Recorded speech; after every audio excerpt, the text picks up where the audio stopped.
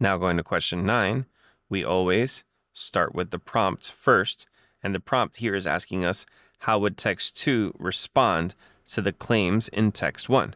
So first we need to know what the claims in text 1 are, so then we can examine text 2's response.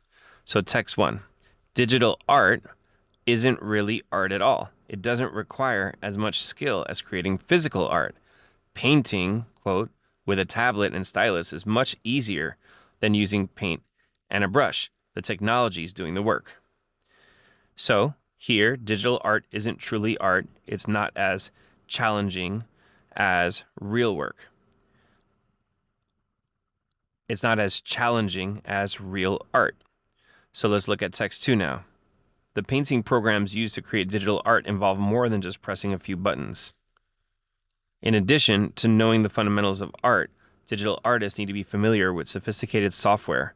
Many artists will start by drawing an image on paper before transforming it to digital format, where they can apply a variety of colors and techniques that would otherwise require many traditional tools.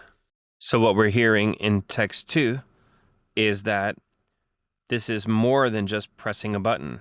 Sometimes they need to know a lot about software. Sometimes they have to do everything a regular artist does. They have to draw it on paper, and then they transform it to a digital format.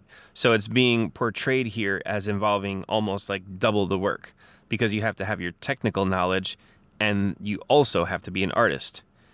And there are many techniques you have to know that would otherwise require many traditional tools.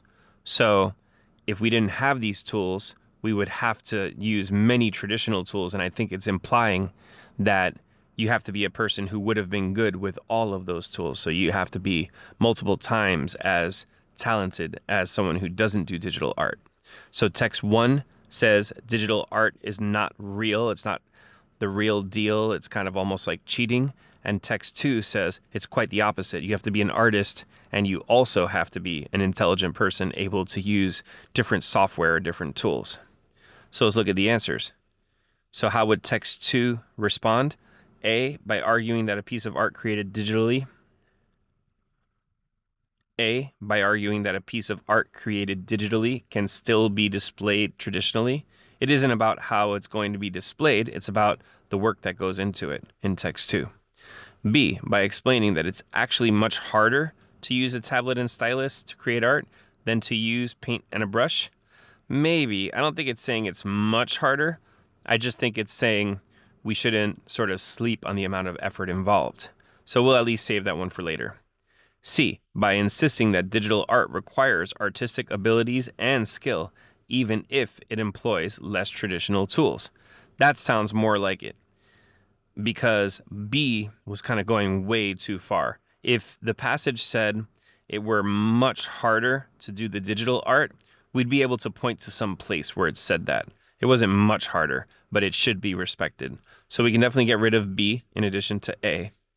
D, by admitting that most digital artists don't think fundamental skills are important. There was nowhere in the passage where text 2 said that. So the answer here is C.